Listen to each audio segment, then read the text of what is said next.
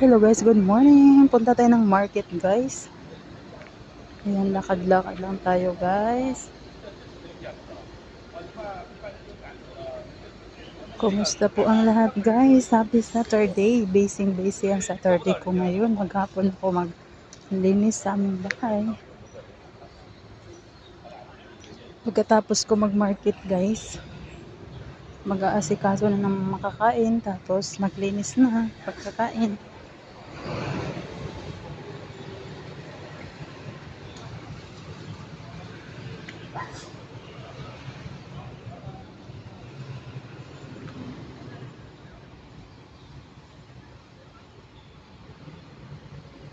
Ito yung flag dito guys.